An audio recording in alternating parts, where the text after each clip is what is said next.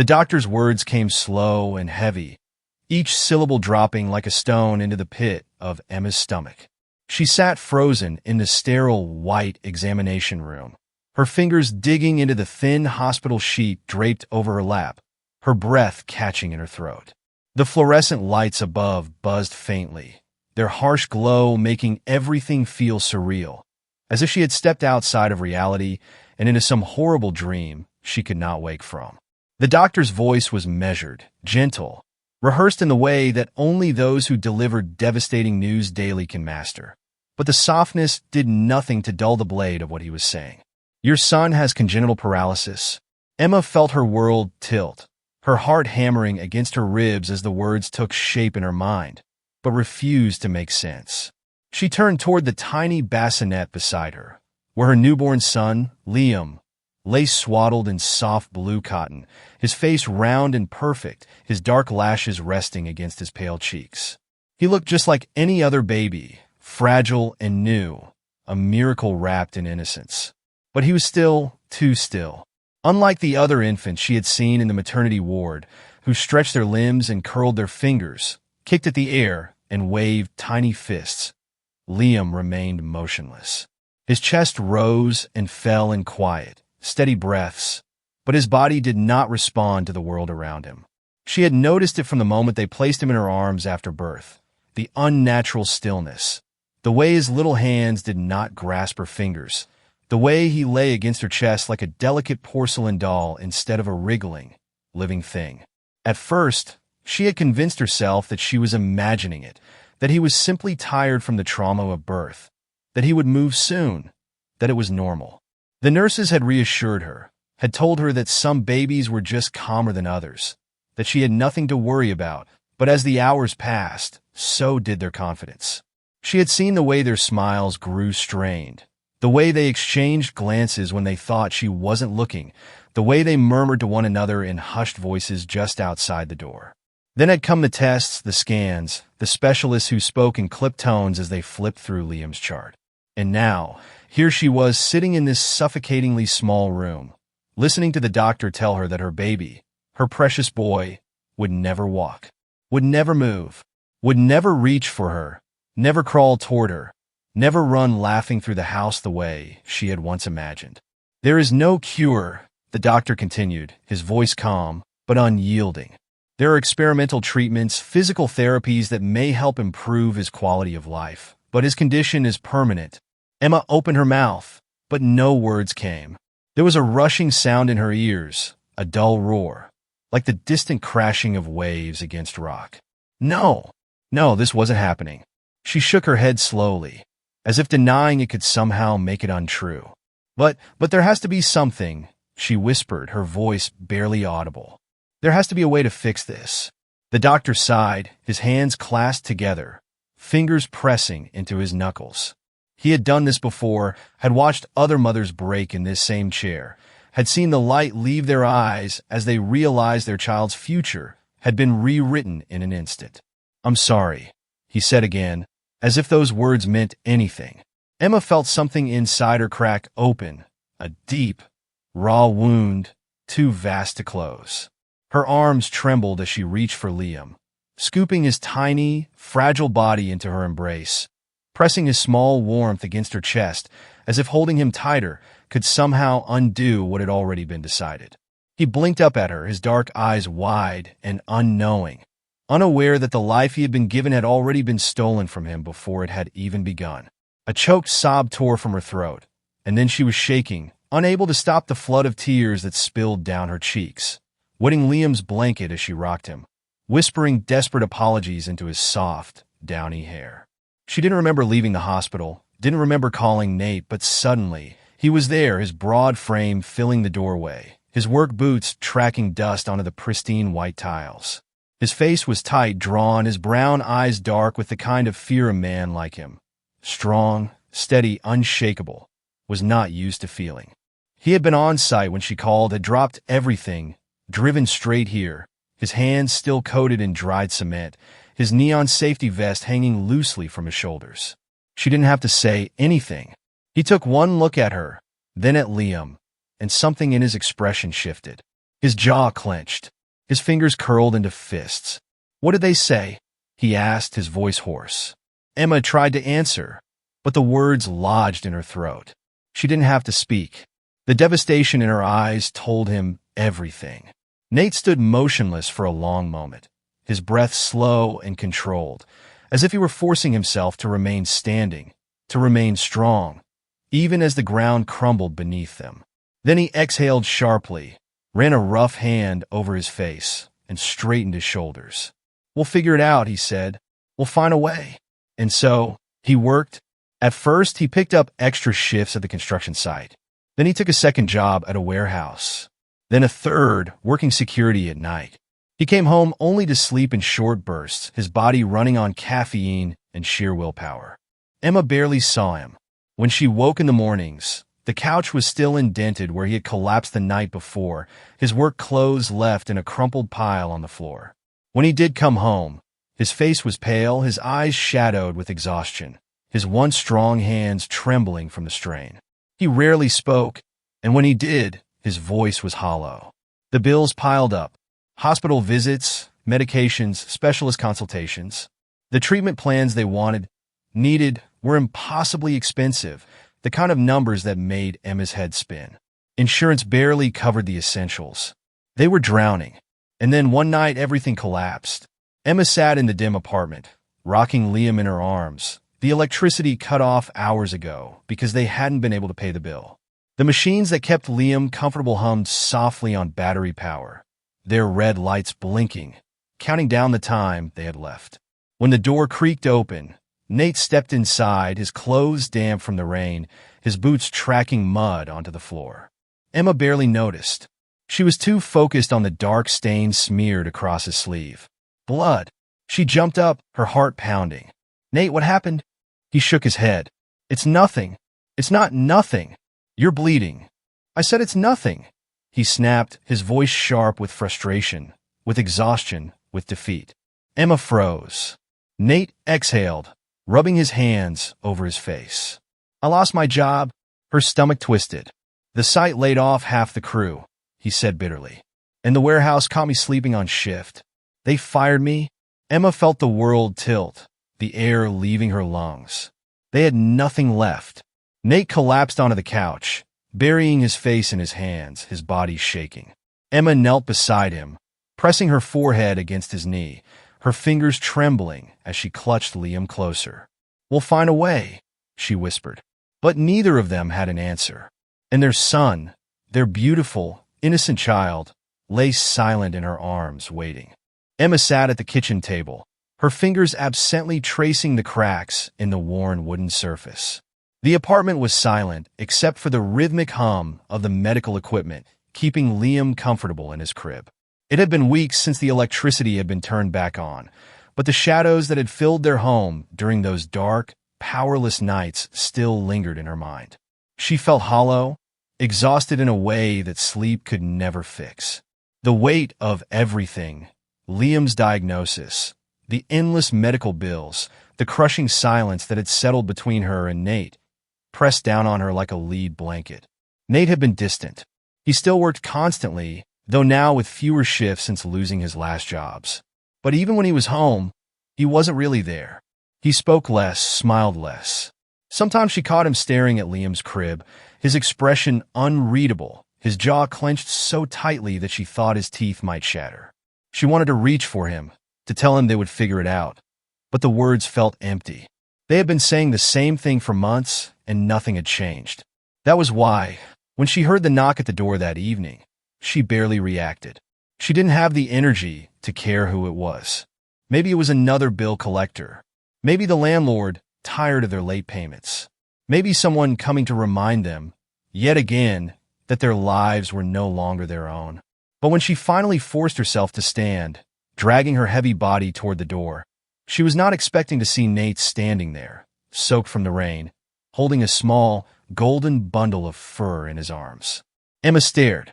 The puppy wriggled against Nate's chest, his tiny, damp nose twitching, his fluffy ears flopping with each movement. His fur was a soft, golden color, like sunlight trapped in silk, and his wide brown eyes blinked up at her, full of innocence. Nate cleared his throat. I thought maybe. His voice trailed off uncertain as he glanced down at the puppy. I know things have been hard, and I thought maybe this could help. Emma didn't know what to say. She looked at Nate, at the puppy, at the rain still dripping from Nate's jacket onto the floor. A dog? Her voice was hoarse from disuse. We can barely feed ourselves, and you brought home a dog? Nate flinched, but he didn't look away. He was free. A guy at work had a litter and couldn't keep them all. Said they'd end up in a shelter. Emma shook her head, pressing her fingers to her temples. And you thought bringing another mouth to feed into this house was a good idea? Nate sighed, stepping inside and closing the door behind him. I thought we needed something, he admitted quietly. Something good, something that isn't. He swallowed hard, looking toward Liam's crib in the other room. Something that isn't this. Emma opened her mouth to argue, but the words died on her tongue. The apartment was so full of sorrow, so heavy with exhaustion and fear, that the idea of something, anything, bringing even a sliver of joy felt foreign. And yet, as she looked down at the little golden puppy now squirming on the floor, his tail wagging hesitantly, something inside her softened. She exhaled sharply and crouched down. Well, she muttered, reaching out to brush her fingers through the puppy's impossibly soft fur. If he's staying, he needs a name. Nate's shoulders relaxed slightly. Yeah? Emma glanced up at him, then back at the puppy. His tiny pink tongue darted out to lick her hand, his entire body wiggling with excitement at the attention. She sighed. Baxter. The name came from nowhere, but it felt right. Solid. Comforting. Nate smiled, really smiled for the first time in what felt like forever. Baxter, he repeated. Yeah, I like that. Emma didn't say it out loud, but for the first time in months, she felt something other than despair. Baxter stayed. At first, Emma was hesitant. The last thing she needed was another responsibility, another life depending on her. But Baxter was different. He didn't demand anything from her. He didn't cry or need machines to survive. He didn't remind her of everything she had lost. Instead, he simply existed, bringing warmth into a home that had long since grown cold. And, most of all, he stayed by Liam's side. From the moment Baxter discovered the crib, it became his favorite place in the world. He would sit there for hours, his little golden head resting on the wooden edge, his dark eyes watching Liam with unwavering devotion. When Liam whimpered, Baxter would let out a soft, concerned whine. When Emma carried Liam to the couch or to his special chair, Baxter would follow, his small body always within reach. Emma watched, fascinated, as a bond formed between them. One she hadn't expected, one she hadn't realized Liam could even have. One morning, she found Baxter lying in the crib beside Liam, his tiny body curled up against the still form of her son. Liam didn't react, he never did, but Baxter didn't seem to mind. He simply lay there, breathing with him, existing with him, as if he understood something no one else did. It was the first time Emma cried, not out of sorrow, but out of something else, something softer, something almost like hope. But not everyone saw it that way. The landlord came by one afternoon, his expression already sour when Emma opened the door. He was a broad-shouldered man with a permanent scowl, the kind of person who always seemed angry, even when he wasn't speaking. No pets allowed, he said flatly, his gaze flicking down to where Baxter sat at Emma's feet, his tail wagging innocently. Emma tightened her grip on the doorframe. He's not hurting anyone. The landlord folded his arms. That's not the point. The lease is clear, no animals. Either the dog goes, or you do. Panic flared in Emma's chest. You can't do that. She swallowed, her voice shaking. We have a disabled child. We can't just leave. The landlord's expression didn't soften. Not my problem. Emma felt something hot and bitter rise in her throat. She had spent the last year drowning, suffocating under the weight of a life she could no longer control. And now, this man, standing in her doorway, telling her to get rid of the one thing that had brought even the smallest sliver of light into their darkness. Something inside her snapped. No. The landlord raised an eyebrow. Excuse me? I said no. Emma repeated, her voice stronger this time. Baxter stays? The man scoffed. Then you have 30 days to find a new place. Emma slammed the door in his face. She slid to the floor, Baxter pressing his small body against her side, his warm breath tickling her arm. She buried her fingers in his fur, her chest heaving. Nate would be furious. They had nowhere else to go. But as Baxter nudged his nose against her palm, as Liam lay silent in his crib with his ever-loyal companion watching over him, Emma knew one thing with absolute certainty. Baxter was theirs, and she would fight to keep him. The storm arrived without warning, rolling over the city in thick, black waves. The sky, once a dull gray, had deepened into a near-nightshade darkness, heavy with the promise of rain. Thunder cracked like a whip, splitting the silence of the apartment, shaking the thin walls as if the heavens themselves had grown impatient. Emma stood by the window, her arms wrapped tightly around herself, watching as the first droplets splattered against the glass. Liam lay still in his crib, as he always did, his small body unchanged, unmoving, as though frozen in time. His chest rose and fell in shallow breaths, his lashes fluttering faintly against his pale cheeks, but that was all. The machines hummed quietly beside him, their rhythmic beeping a cruel reminder that his body refused to obey him. Baxter sat beside the crib, as he always did, his golden fur gleaming in the dim light of the room. He had grown since Nate had first brought him home, no longer the tiny, hesitant puppy, but a strong, watchful guardian. He rarely left Liam's side, curling up beneath the crib at night, his brown eyes constantly flickering toward the child, as if waiting for something. Emma sighed, rubbing at the exhaustion in her temples. The landlord's threats still lingered in her mind, his voice like nails against her skin. 30 days. That was all they had left before they would be forced to leave. She had spent hours searching for options, calling shelters, browsing classified ads for the cheapest rentals in the city, but nothing was within reach. There was no money, no safety net, no backup plan. Nate hadn't spoken much since the argument. He had paced the kitchen that night, his fists clenching and unclenching as he struggled to contain his frustration. "We can't lose this place, Emma," he had said, his voice rough with exhaustion. Where would we go? Emma had no answer then. She still had none now. The rain came harder, slamming against the windows in thick, relentless sheets. A gust of wind howled through the cracks in the walls, rattling the flimsy door to their tiny balcony. The power flickered, the yellow glow of the ceiling light dimming for a breath before returning. Emma hated storms. She turned back to Liam's crib, smoothing a hand over his soft blanket, her fingers lingering against the fabric. "It's just rain," she murmured, though whether she was reassuring herself or her son, she wasn't sure. "Just a storm. It'll pass." A low rumble of thunder rolled overhead, deeper than before, angrier. The room trembled with its force. Then, darkness. The apartment went black, swallowed whole by the storm. The machines at Liam's side gave a single, protesting beep before falling silent. Emma's breath caught in her throat. "No, no, no." She scrambled in the dark, her fingers fumbling for the emergency flashlight she kept in the drawer beside Liam's crib. The moment she clicked it on, the dim beam of light revealed the stillness in the room. The crib, the machines, Liam's unchanging expression.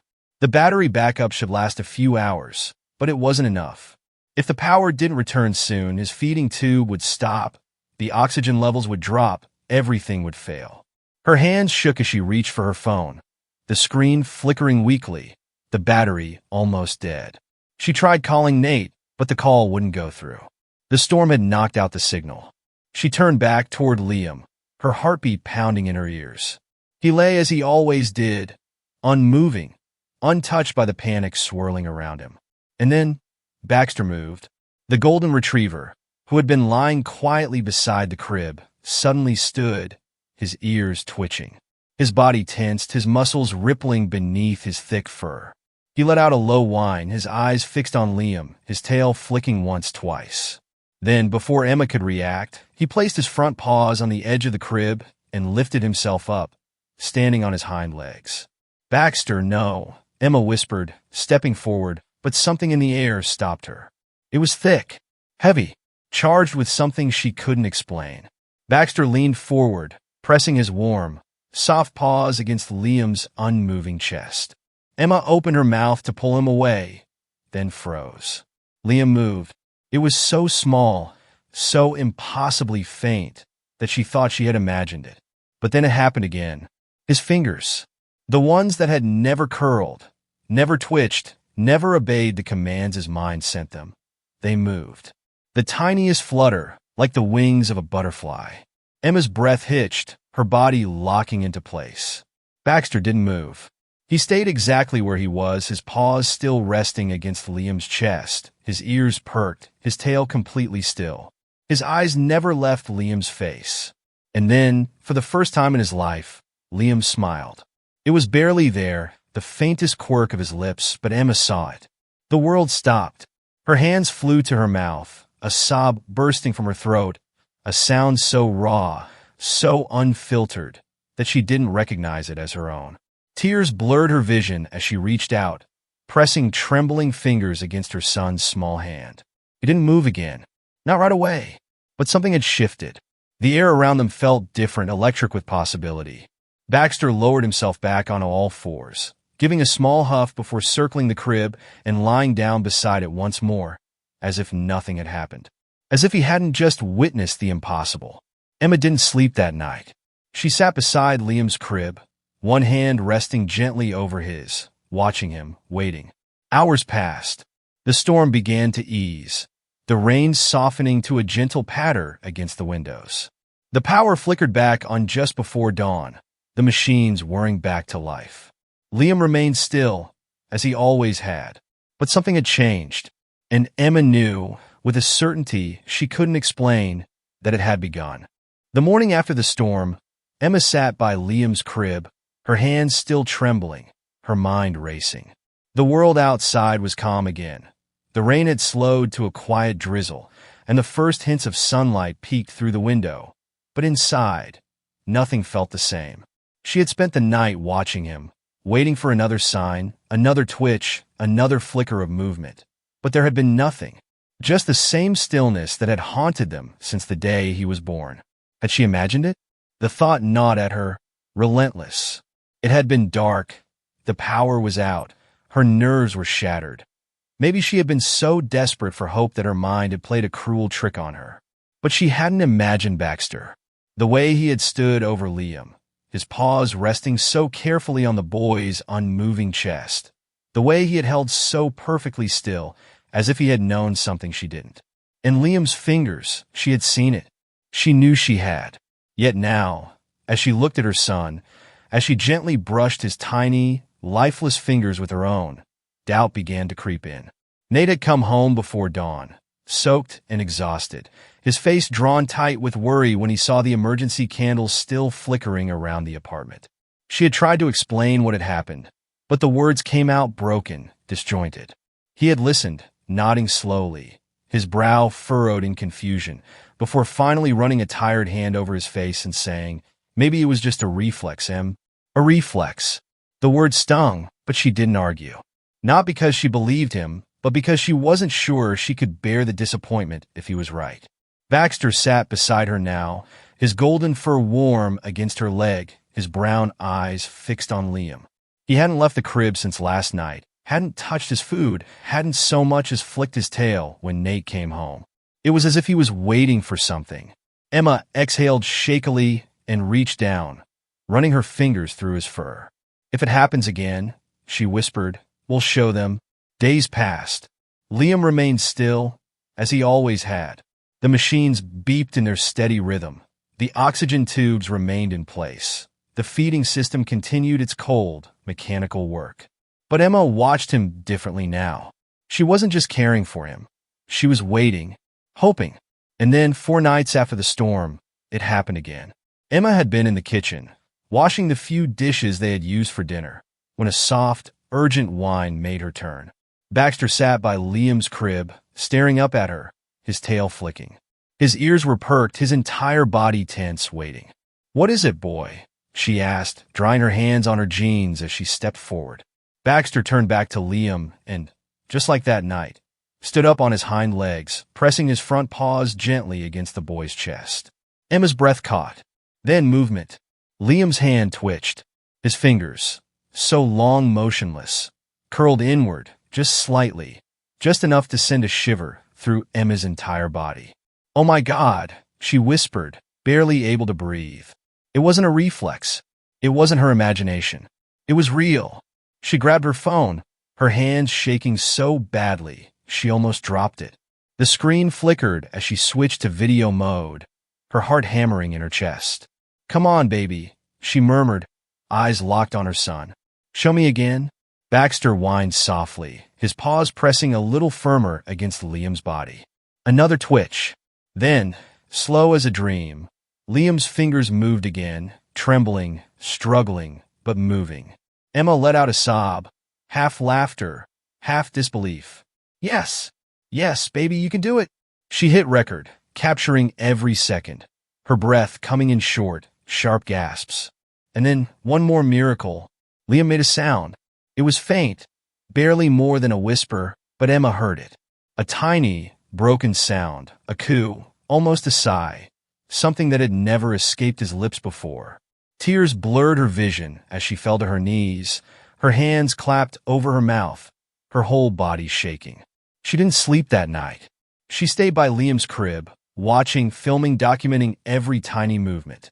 And when the sun rose, when the first rays of golden light spilled through the window, she knew what she had to do. She had to show the doctors. The hospital smelled like antiseptic and cold air, like hopelessness and false reassurances.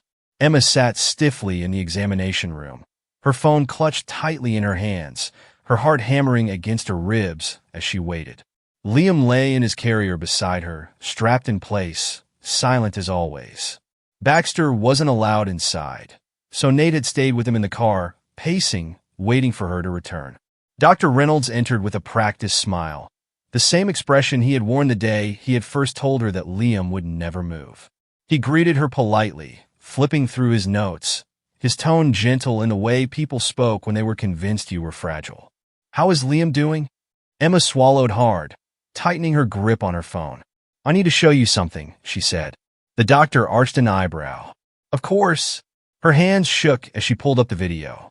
She turned the screen toward him, her heart pounding as she pressed play. For a long moment, the only sound was the quiet hum of the machine in the corner. Then slowly Dr. Reynolds frowned.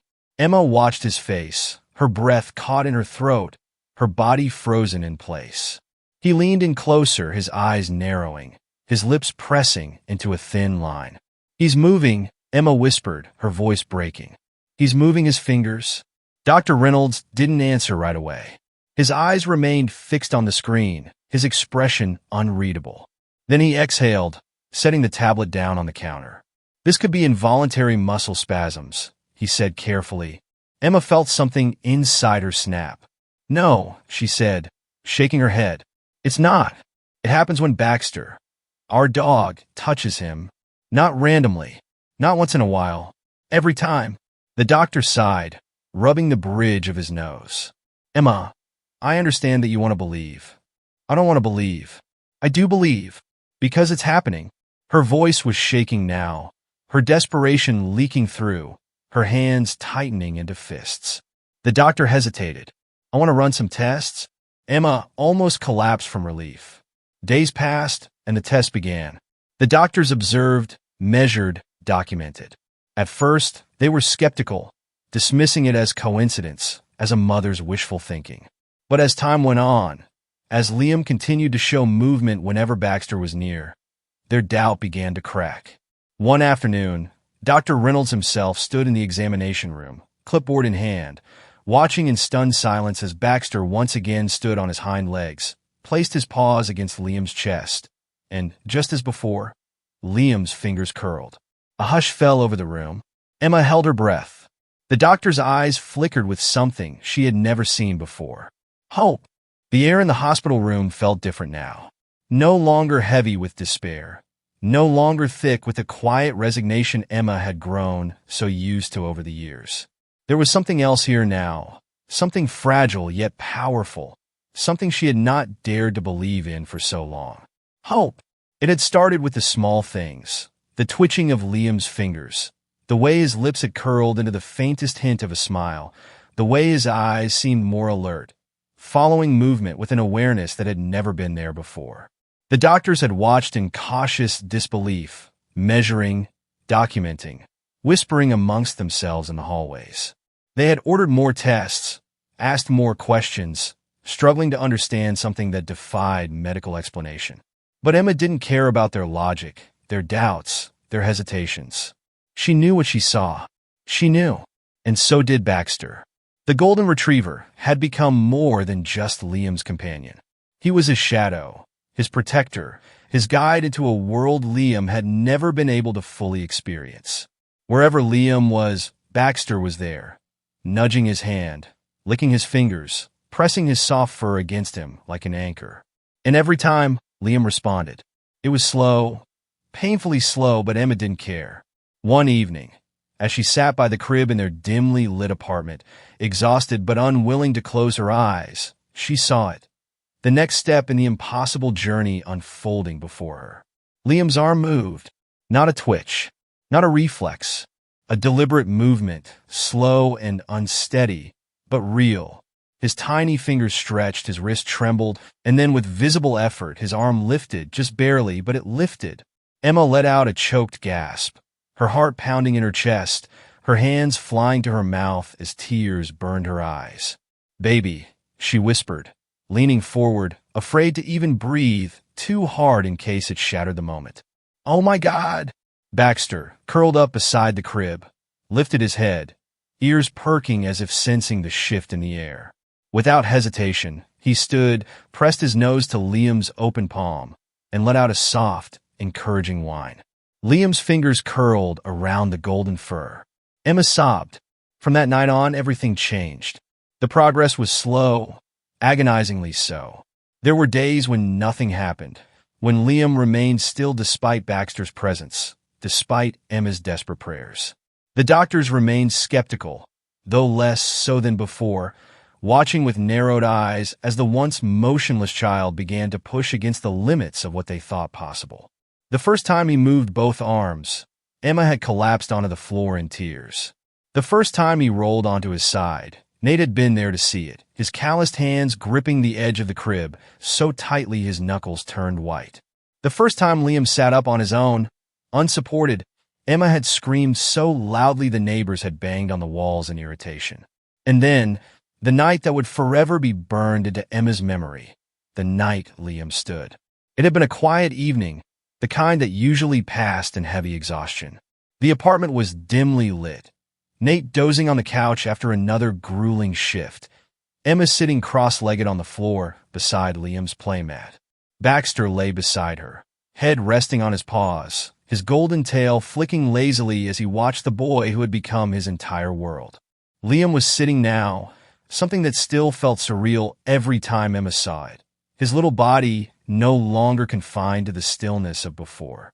He was growing stronger, his arms steady, his head no longer lolling to the side, his hands grasping at the air, reaching for Baxter's fur, for the world around him. And then, as if it was the most natural thing in the world, Liam leaned forward, pressing his hands against Baxter's sturdy back. Emma's breath hitched. Baxter didn't move. He stayed perfectly still, his body firm and steady, his warm brown eyes locked onto Liam's face as if he knew. Liam pushed harder. His legs, weak and trembling, bent beneath him. His arms shook, his fingers curled into Baxter's fur, his lips parted in silent determination. Emma didn't dare move. And then, slowly, shakily, impossibly, Liam rose. He stood. His little legs wobbled beneath him, unsteady, unsure, but they held. For the first time in his life, Liam was standing. A strangled sob tore from Emma's throat as she clapped both hands over her mouth, her entire body shaking. Nate woke to the sound of her cries, bolting upright on the couch, eyes wide in confusion, until he saw his son, the child they had been told would never move, standing in the middle of the room, Baxter at his side, his tiny fingers gripping golden fur like a lifeline. "Jesus Christ," Nate whispered, staggering to his feet, his voice hoarse with disbelief. Liam swayed, his balance teetering, and Emma shot forward instinctively, ready to catch him, but she didn't have to. Because Baxter shifted, steadying himself, pressing against Liam's side, offering silent support.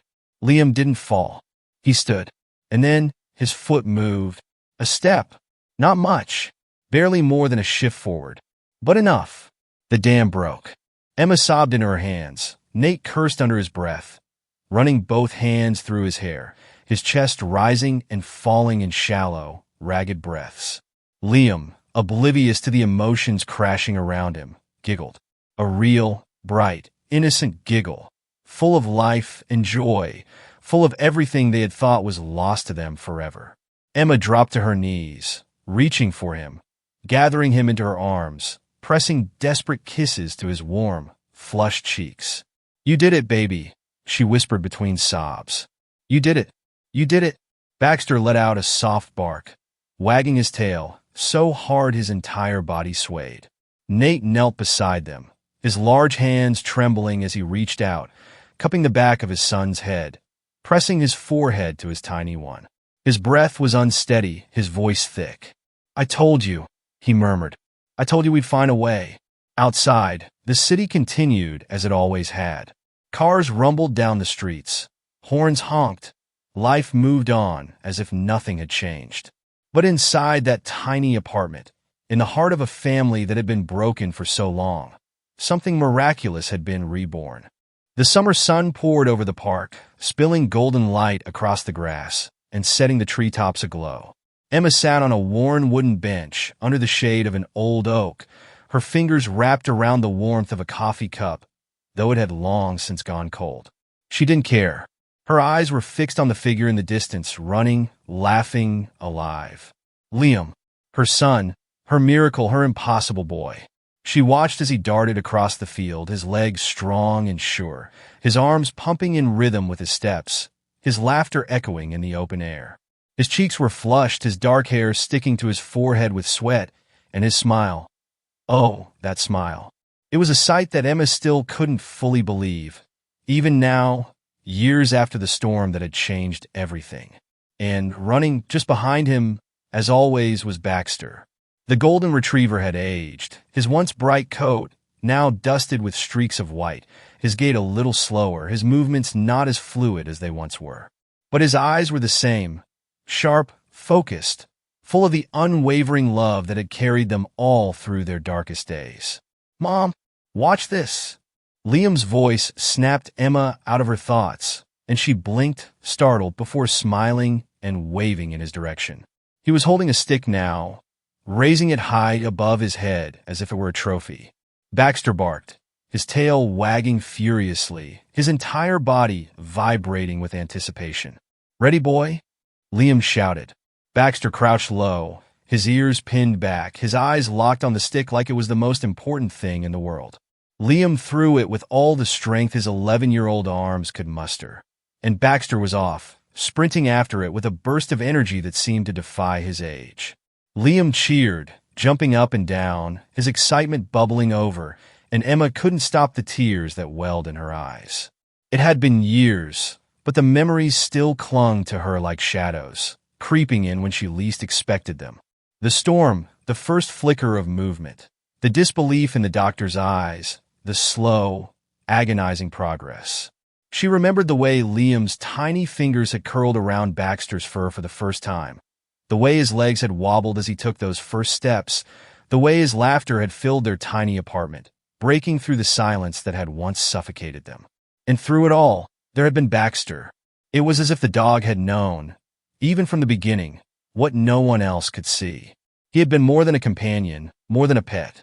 He had been a catalyst, a force of nature, a bridge between Liam and the world he had been locked away from for so long.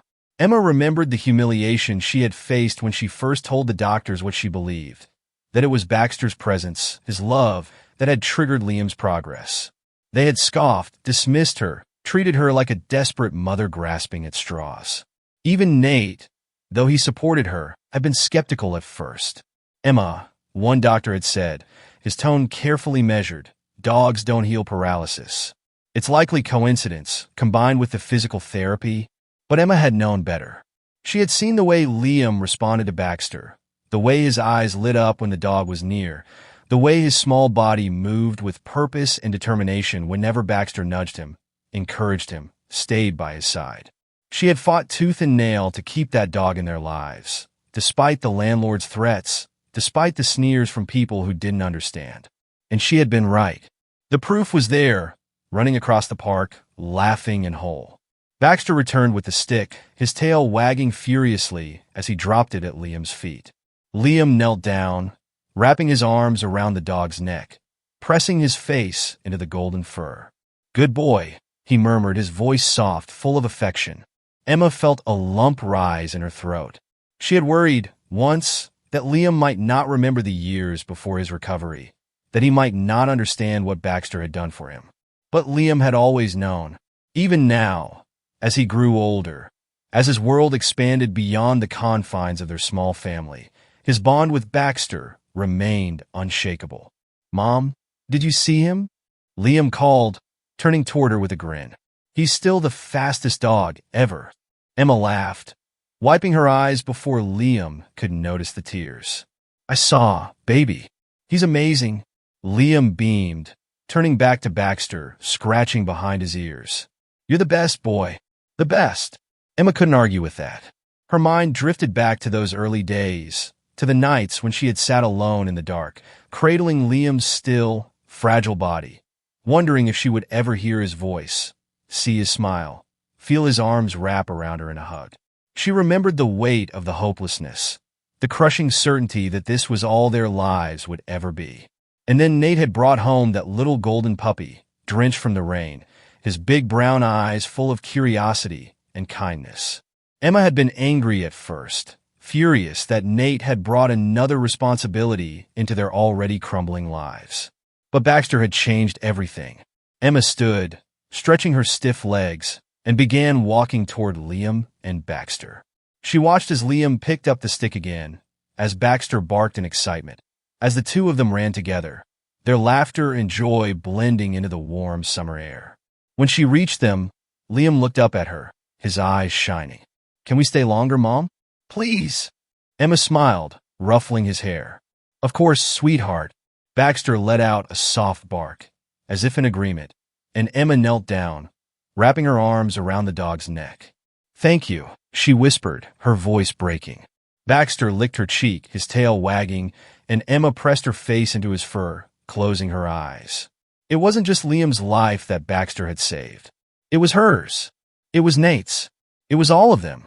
As the sun began to dip lower in the sky, casting long shadows across the park, Emma sat on the grass, watching her son and his dog chase each other through the golden light. The world had tried to take everything from them: hope, joy, the future. But love, pure and unyielding, had brought it all back. And it had come in the form of a golden retriever with a heart bigger than the universe.